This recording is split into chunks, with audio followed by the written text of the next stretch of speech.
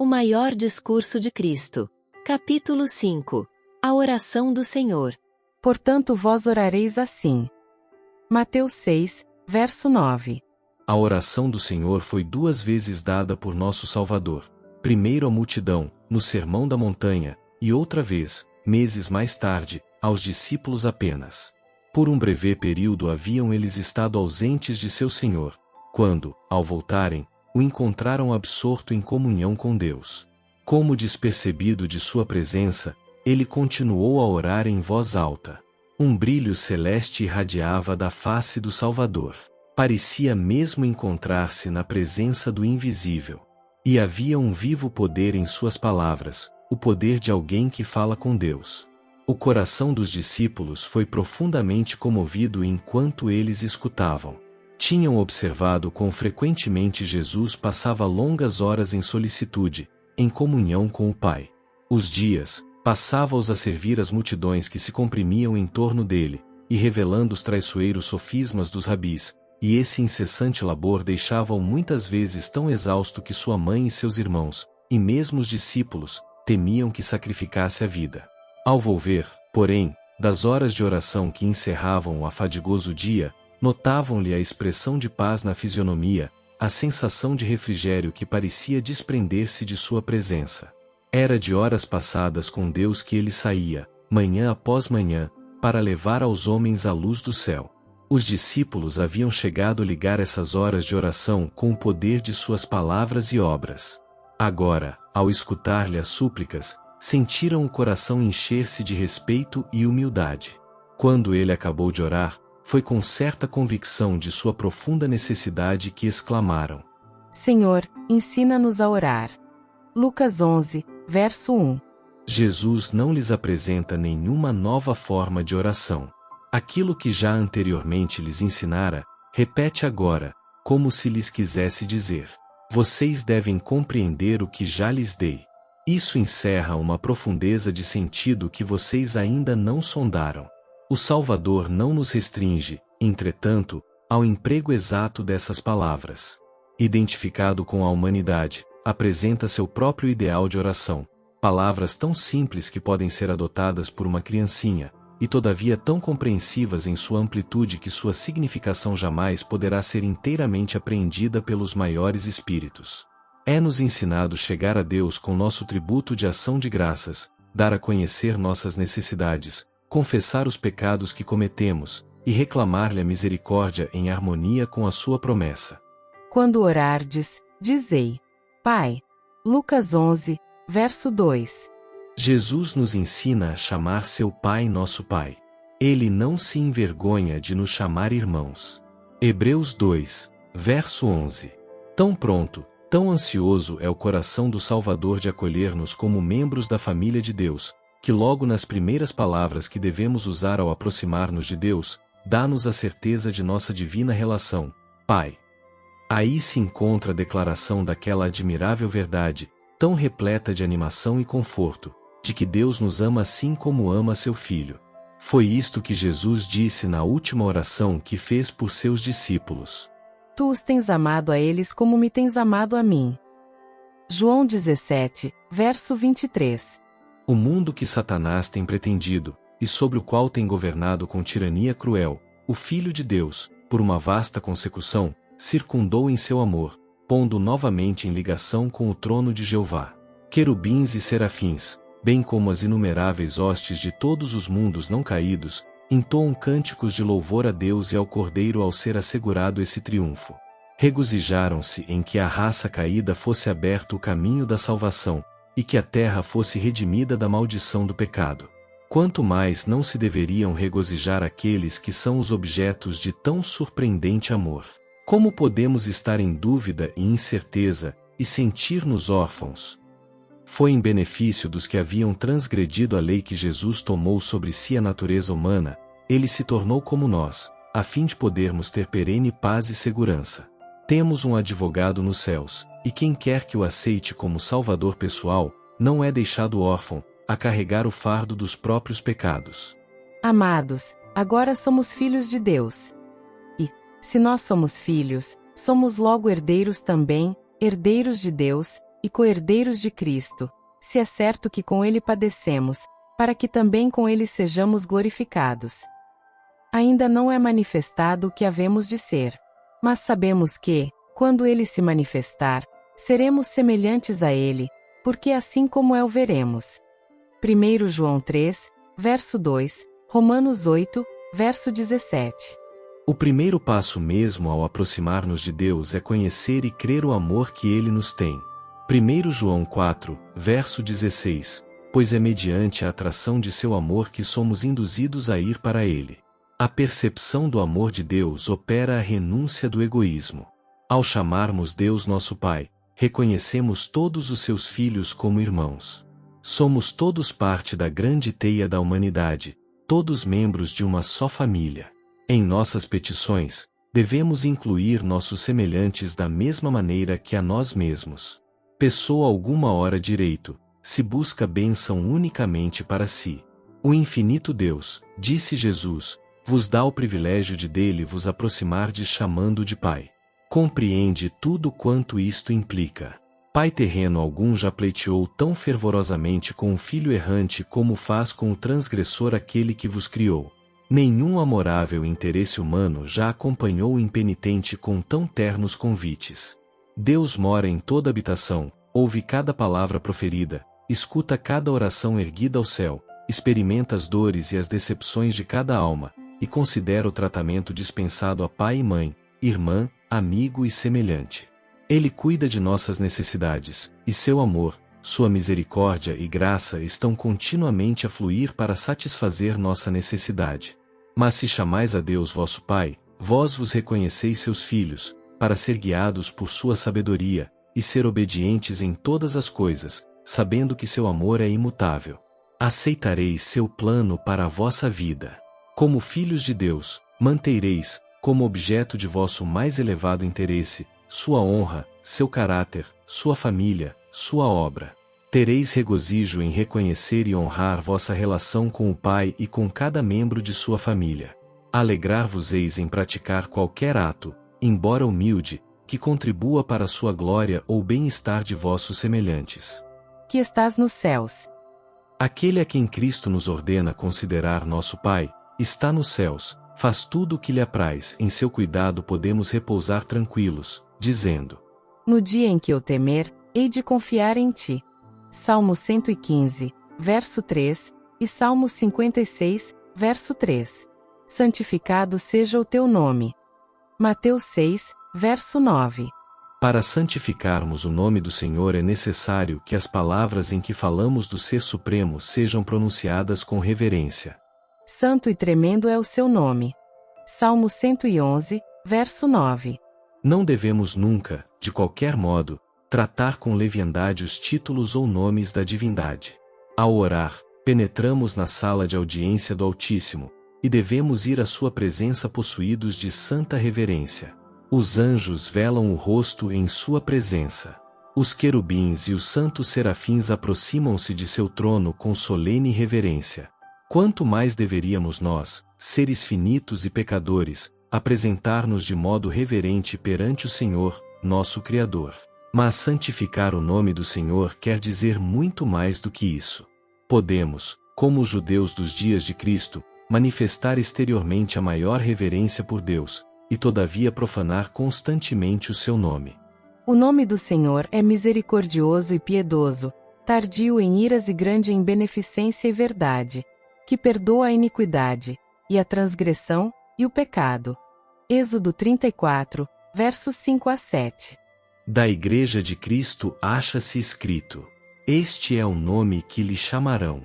O Senhor é nossa justiça. Jeremias 33, verso 16. Este nome é aposto a todo seguidor de Cristo. É a herança do Filho de Deus. A família recebe o nome do Pai. O profeta Jeremias, num tempo de cruciante tristeza e tribulação para Israel, orou: Somos chamados pelo teu nome, não nos desampares. Jeremias 14, verso 9. Este nome é santificado pelos anjos no céu, pelos habitantes dos mundos não caídos. Quando orais: Santificado seja o teu nome, pedis que seja santificado neste mundo, santificado em vós. Deus vos reconheceu como seu filho, perante homens e anjos, orai para que não desonreis o bom nome que sobre vós foi invocado. Tiago 2, verso 7. Deus vos envia ao mundo como representantes seus. Em cada ato da vida deveis tornar manifesto o nome de Deus. Esta petição é um convite para que possuais o caráter dele. Não lhe podeis santificar o nome, nem podeis representá-lo perante o mundo, a menos que na vida e no caráter representeis a própria vida e caráter de Deus. Isto só podereis fazer mediante a aceitação da graça e justiça de Cristo. Venha o teu reino. Mateus 6, verso 10. Deus é nosso Pai, que nos ama e de nós cuida, como filhos seus que somos, Ele é também o grande Rei do universo. Os interesses de seu reino são nossos interesses, e nós devemos trabalhar por seu erguimento. Os discípulos de Cristo esperavam a vinda imediata do reino de sua glória, mas ao dar-lhes esta oração Jesus ensinou que o reino não devia ser então estabelecido. Deviam orar por sua vinda como acontecimento ainda no futuro. Mas essa petição era-lhes também uma certeza. Conquanto não devessem esperar a vinda do reino em seus dias, o fato de haver Jesus recomendado que por ela orassem, constitui prova de que certamente virá no tempo designado por Deus. O reino da graça de Deus está sendo agora estabelecido, visto que corações que têm estado sobrecarregados de pecado e rebelião se rendem à soberania de seu amor. O completo estabelecimento do reino de sua glória, porém, não ocorrerá senão na segunda vinda de Cristo ao mundo. O reino, e o domínio, e a majestade dos reinos debaixo de todo o céu, serão dados ao povo dos santos do Altíssimo. Daniel 7, verso 27. Eles herdarão o reino que lhes foi preparado desde a fundação do mundo. Mateus 25, verso 34. E Cristo assumirá seu grande poder e reinará. As portas celestes tornar-se-ão a erguer, e, com miríades e milhares de santos, nosso Salvador sairá como Rei dos Reis e Senhor dos Senhores. Jeová Emanuel será Rei sobre toda a terra, naquele dia um será o Senhor, e um será o seu nome. O tabernáculo de Deus estará com os homens, pois com eles habitará, e eles serão o seu povo, e o mesmo Deus estará com eles, e será seu Deus. Zacarias 14, verso 9, Apocalipse 21, verso 3. Antes dessa vinda, porém, disse Jesus: Este evangelho do reino será pregado em todo o mundo, em testemunho a todas as gentes. Mateus 24, verso 14. Seu reino não virá enquanto as boas novas de sua graça não houverem sido levadas a toda a terra. Assim, quando nos entregamos a Deus, e ganhamos outras almas para Ele, apressamos a vinda de seu reino. Unicamente aqueles que se consagram a seu serviço, dizendo: Eis-me aqui, envia-me a mim. Isaías 6, verso 8. Para abrir os olhos cegos, para desviar homens das trevas, à luz, e do poder de Satanás a Deus, a fim de que recebam a remissão dos pecados, e sorte entre os santificados. Atos 26, verso 18. Unicamente eles oram com sinceridade: venha o teu reino. Seja feita a tua vontade, assim na terra como no céu. Mateus 6, verso 10. A vontade de Deus exprime-se nos preceitos de sua santa lei, e os princípios desta lei são os mesmos princípios do céu. Os anjos celestes não atingem mais alto conhecimento do que saber a vontade de Deus, e fazer sua vontade é o mais elevado serviço em que se possam ocupar suas faculdades. No céu, porém, o serviço não é prestado no espírito de exigência legal. Quando Satanás se rebelou contra a lei de Jeová, a ideia de que existia uma lei ocorreu aos anjos quase como despertar para uma coisa em que não se havia pensado. Em seu ministério, os anjos não são como servos, mas como filhos. Existe perfeita unidade entre eles e seu Criador. A obediência não lhes é pesada. O amor para com Deus torna o seu serviço uma alegria. Assim, em toda alma em que Cristo, a esperança da glória, habita, ecoam suas palavras: Deleito-me em fazer a tua vontade, ó Deus meu, sim, a tua lei está dentro do meu coração. Salmos 40, verso 8. A petição. Seja feita a tua vontade, assim na terra como no céu. É uma oração para que o reino do mal termine na terra, o pecado seja para sempre destruído, e o reino da justiça se venha a estabelecer. Então, na terra como no céu se cumprirá todo o desejo da sua bondade.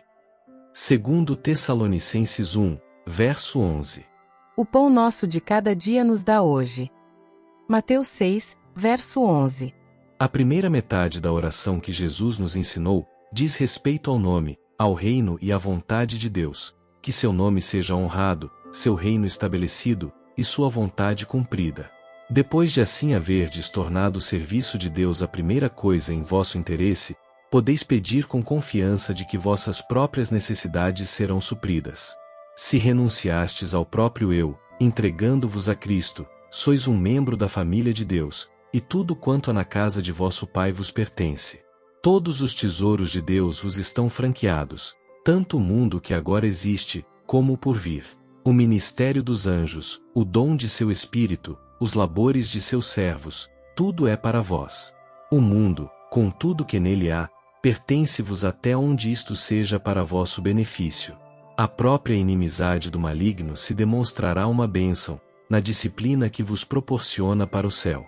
Se vós sois de Cristo, tudo é vosso. 1 Coríntios 3, versos 23 e 21. Sois, porém, como uma criança a quem não se confia ainda a direção de sua herança. Deus não vos entrega a vossa preciosa possessão, para que Satanás, por seus astutos ardis, não vos engane, como fez com o primeiro par no Éden. Cristo a mantém para vós, além do alcance do espoliador. Como a criança, recebereis dia a dia o necessário para a necessidade diária. Cada dia deveis orar. O pão nosso de cada dia nos dá hoje. Não desanimeis se não tendes o suficiente para amanhã. Tendes a garantia de sua promessa. Habitarás na terra, e verdadeiramente serás alimentado. Diz Davi. Fui moço, e agora sou velho, mas nunca vi desamparado o justo, nem a sua descendência a mendigar o pão. Salmos 37, versos 3 e 25. Aquele Deus que mandou os corvos alimentarem Elias junto à fonte de Querite, não passará por alto um de seus filhos fiéis, pronto a se sacrificar. A respeito daquele que anda em justiça, está escrito: o seu pão lhe será dado, as suas águas são certas. Não serão envergonhados nos dias maus, e nos dias de fome se fartarão. Aquele que nem mesmo a seu próprio filho poupou, antes o entregou por todos nós, como nos não dará também com ele todas as coisas? Isaías 33, verso 16, Salmos 37, verso 19, Romanos 8, verso 32. Aquele que aligeirava os cuidados e ansiedades de sua mãe viúva, e a ajudava a prover a casa de Nazaré, compreende toda mãe em sua luta por prover alimento aos filhos. O que se compadeceu das turbas porque estavam fatigadas e derramadas, Mateus 9, verso 36, ainda se compadece dos pobres sofredores. Sua mão está estendida para eles em uma bênção, e na própria oração que ensinou aos seus discípulos, ensina-nos a lembrar os pobres. Quando oramos, o pão nosso de cada dia nos dá hoje. Pedimos para outros da mesma maneira que para nós mesmos. E reconhecemos que aquilo que Deus nos dá não é somente para nós. Deus nos dá em depósito, a fim de podermos alimentar os famintos. Em sua bondade, providenciou para os pobres. Salmos 68, verso 10. E ele diz: quando deres um jantar, ou uma ceia, não chames os teus amigos, nem os teus irmãos, nem os teus parentes nem vizinhos ricos. Mas, quando fizeres convite, chama os pobres, aleijados, mancos e cegos, e serás bem-aventurado, porque eles não têm com que te recompensar, mas recompensado te será na ressurreição dos justos. Lucas 14, versos 12 a 14. Deus é poderoso para fazer abundar em vós toda graça, a fim de que tendo sempre, em tudo, toda suficiência, abundeis em toda boa obra. O que semeia pouco, pouco também ceifará, e o que semeia em abundância também ceifará. 2 Coríntios 9, versos 8, e 6. A oração pelo pão de cada dia inclui, não somente o alimento para sustentar o corpo, mas aquele pão espiritual que nos nutrirá para a vida eterna. Jesus nos ordena: trabalhai, não pela comida que perece, mas pela comida que permanece para a vida eterna. João 6, verso 27. Ele diz: eu sou o pão vivo que desceu do céu. Se alguém comer deste pão, viverá para sempre. Nosso Salvador é pão da vida, e é mediante a contemplação de seu amor, e recebendo esse amor no coração, que nos nutrimos do pão que desceu do céu.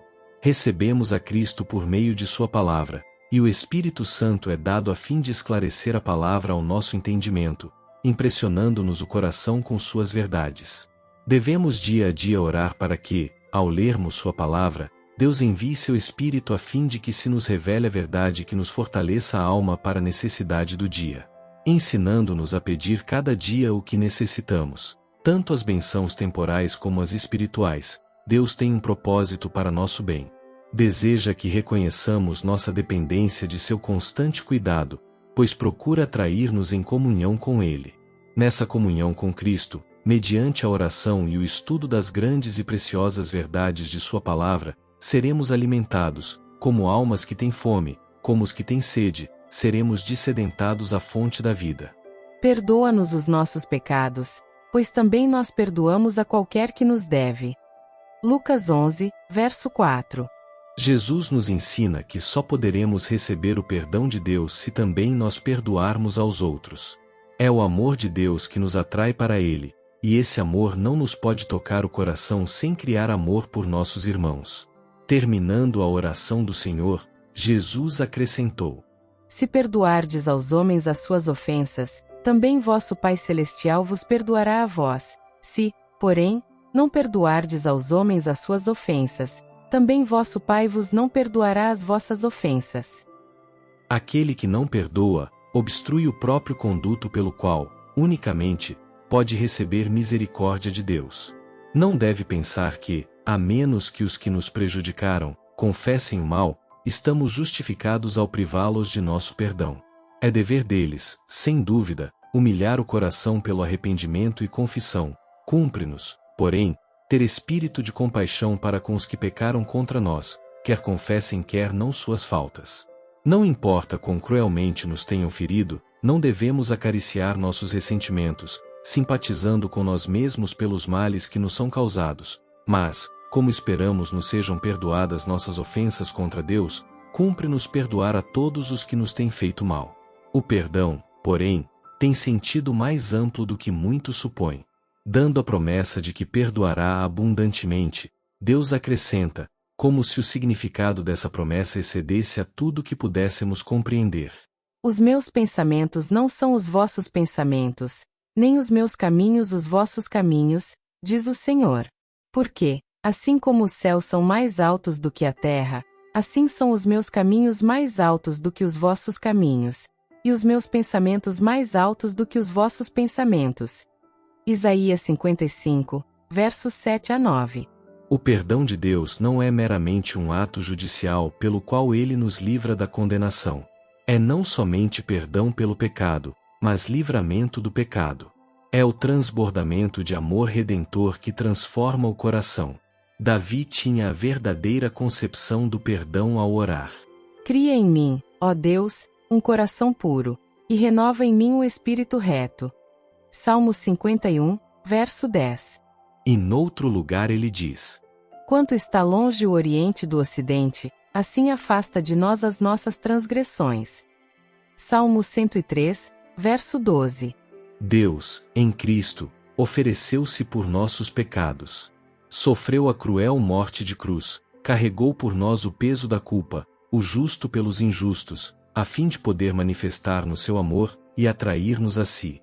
E diz: sede uns para com os outros benignos, misericordiosos, perdoando-vos uns aos outros, como também Deus vos perdoou em Cristo. Efésios 4, verso 32. Que Cristo, a divina vida, habite em vós, e manifeste por vosso intermédio o amor de origem celeste que irá inspirar esperança no desalentado e levar paz ao coração ferido pelo pecado. Ao aproximar-nos de Deus, eis a condição que temos de satisfazer ao pisar o limiar, que, recebendo misericórdia de sua parte, nos entreguemos a nós mesmos para revelar a outros sua graça. O elemento essencial para que possamos receber e comunicar o amor perdoador de Deus, é conhecer e crer o amor que Ele nos tem. 1 João 4, verso 16. Satanás opera por meio de todo engano de que pode dispor a fim de não distinguirmos esse amor. Levar-nos-á a pensar que nossas faltas e transgressões têm sido tão ofensivas que o Senhor não tomará em consideração nossas orações, e não nos abençoará nem salvará. Não podemos ver em nós mesmos senão fraqueza, coisa alguma que nos recomende a Deus, e Satanás nos diz que é inútil, não podemos remediar nossos defeitos de caráter. Quando tentamos ir ter com Deus, o inimigo segreda. Não adianta orares, não praticaste aquela má ação? Não pecaste contra Deus, e não violaste tua consciência. Temos, porém, o direito de dizer ao inimigo que o sangue de Jesus Cristo, seu Filho, nos purifica de todo pecado. 1 João 1, verso 7. Quando sentimos que pecamos, e não nos é possível orar, é o momento de orar. Talvez nos sintamos envergonhados e profundamente humilhados, devemos, porém, orar e crer. Esta é uma palavra fiel e digna de toda aceitação, que Cristo Jesus veio ao mundo, para salvar os pecadores, dos quais eu sou o principal.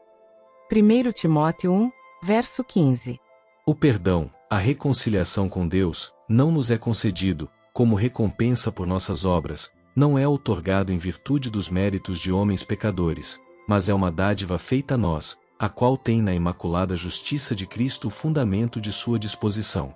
Não devemos procurar diminuir nossa culpa excusando o pecado. Cumpre-nos aceitar a divina avaliação do pecado, e essa é deveras pesada. Unicamente o Calvário pode revelar a terrível enormidade do pecado. Caso devêssemos suportar nossa própria culpa, ela nos esmagaria. Mas o inocente tomou-nos o lugar, conquanto não a merecesse, ele carregou com a nossa iniquidade. Se confessarmos os nossos pecados, Deus é fiel e justo para nos perdoar os pecados, e nos purificar de toda a injustiça. 1 João 1, verso 9. Gloriosa verdade! Justo para com sua lei, e todavia justificador de todos quantos acreditam em Jesus. Quem, ó Deus, é semelhante a ti, que perdoas a iniquidade, e que te esqueces da rebelião do restante da tua herança. O Senhor não retém a sua ira para sempre, porque tem prazer na benignidade. Miqueias 7, verso 18. E não nos deixes cair em tentação, mas livra-nos do mal. Mateus 6, verso 13. A tentação é um estímulo a pecar, e isto não procede de Deus, mas de Satanás, e do mal que há em nosso próprio coração. Deus não pode ser tentado pelo mal, e a ninguém tenta. Tiago 1, verso 13. Satanás procura levar-nos à tentação, a fim de que o mal que existe em nosso caráter se possa revelar perante os homens e os anjos, de modo que ele nos reclame como seus. Na simbólica profecia de Zacarias, vê-se Satanás à direita do anjo do Senhor, acusando Josué, o sumo sacerdote, o qual está vestido de vestidos sujos, e resistindo, o diabo, à obra que o anjo deseja fazer em favor dele. Isto representa a atitude de Satanás para com toda a alma a quem Cristo busca atrair para si. O inimigo nos induz ao pecado, e depois nos acusa em face do universo celeste como indignos do amor de Deus. Mas o Senhor disse a Satanás: O Senhor te repreende, ó Satanás. Sim, o Senhor, que escolheu Jerusalém, te repreende. Não é esse um tição tirado do fogo? E disse a Josué: Eis que tenho feito com que passe de ti a tua iniquidade, e te vestirei de vestidos novos. Zacarias 3, versos 1 a 4. Deus, em seu grande amor, procura desenvolver em nós as preciosas graças do seu Espírito. Permite que enfrentemos obstáculos, perseguições e vicissitudes, não como uma maldição, mas como a maior bênção de nossa vida. Toda tentação resistida, toda provação valorosamente suportada, traz-nos uma nova experiência, levando-nos avante na obra da edificação do caráter. A alma que, mediante o poder divino, resiste à tentação, revela ao mundo e ao universo celeste a eficácia da graça de Cristo. Conquanto, porém, não nos devamos abater com a provação, por mais severa que seja, cumpre-nos orar para que Deus não permita que sejamos induzidos a uma situação em que os desejos de nosso próprio coração mau nos arrastem. Ao fazer a oração que Jesus nos ensinou, submetemo-nos à guia de Deus, pedindo-lhe guiar-nos por caminhos seguros. Não podemos fazer essa oração com sinceridade, e ainda decidir trilhar qualquer senda de nossa própria escolha. Esperaremos sua mão para nos conduzir, escutar-lhe-emos a voz, dizendo: Este é o caminho, andai nele. Isaías 30, verso 21. É perigoso deter-nos a considerar as vantagens que poderemos colher em ceder às sugestões de Satanás. O pecado implica em desonra e ruína para toda alma que com ele condescende. Sua natureza, porém, é de molde a cegar e iludir, e nos engodará com lisonjeiras perspectivas. Caso nos aventuremos no terreno do inimigo, não temos nenhuma garantia de proteção contra o seu poder. Cumpre-nos, no que de nós depender, cerrar toda entrada pela qual ele possa encontrar acesso à alma. A súplica: não nos deixes cair em tentação, é em si mesma uma promessa. Se nos entregamos a Deus, temos a certeza de que Ele vos não deixará tentar acima do que podeis, antes com a tentação dará também o escape, para que a possais suportar. 1 Coríntios 10, verso 13. A única salvaguarda contra o mal é a presença de Cristo no coração mediante a fé em sua justiça. É por causa da existência do egoísmo em nosso coração, que a tentação tem poder sobre nós. Ao contemplarmos, no entanto, o grande amor de Deus, o egoísmo se nos apresenta em seu horrível e repugnante caráter, e nosso desejo é vê-lo expelido da alma. À medida que o Espírito Santo glorifica Cristo, nosso coração é abrandado e subjugado, as tentações perdem sua força, e a graça de Cristo transforma o caráter. Cristo jamais abandonará a alma por quem morreu. A alma poderá deixá-lo, e ser vencida pela tentação. Cristo, porém, não pode nunca se desviar daquele por quem pagou o resgate com a própria vida. Fosse nossa visão espiritual vivificada, e veríamos almas vergadas sob a opressão e carregadas de desgosto, oprimidas como o carro sob os molhos, e prestes a morrer em desalento. Veríamos anjos voando celeremente em auxílio desses tentados, os quais se encontram como as bordas de um precipício. Os anjos celestes impelem para trás as hostes malignas que circundam essas almas, induzindo-as a pôr os pés no firme fundamento. As batalhas travadas entre os dois exércitos são tão reais como os combates entre os exércitos deste mundo, e do resultado do conflito dependem destinos eternos. Como a Pedro, é-nos dirigida a palavra: Satanás vos pediu para vos cirandar como trigo, mas eu roguei por ti, para que a tua fé não desfaleça. Lucas 22, versos 31 e 32. Graças a Deus, não somos deixados sozinhos. Aquele que amou o mundo de tal maneira que deu seu Filho unigênito, para que todo aquele que nele crê não pereça, mas tenha a vida eterna, João 3 verso 16, não nos abandonará na batalha contra o adversário de Deus e do homem. Eis, diz ele, que vos dou poder para pisar serpentes e escorpiões, e toda a força do inimigo, e nada vos fará dano algum. Lucas 10 verso 19. Vivei em contato com o Cristo vivo, e ele vos segurará firmemente com uma mão que nunca soltará. Conhecei e crede o amor que Deus nos tem, e estareis seguros. Esse amor é uma fortaleza inexpugnável contra todos os enganos e assaltos de Satanás. Torre forte é o nome do Senhor, para ela correrá o justo, e estará em alto retiro. Provérbios 18 verso 10. Teu é o reino, e o poder, e a glória.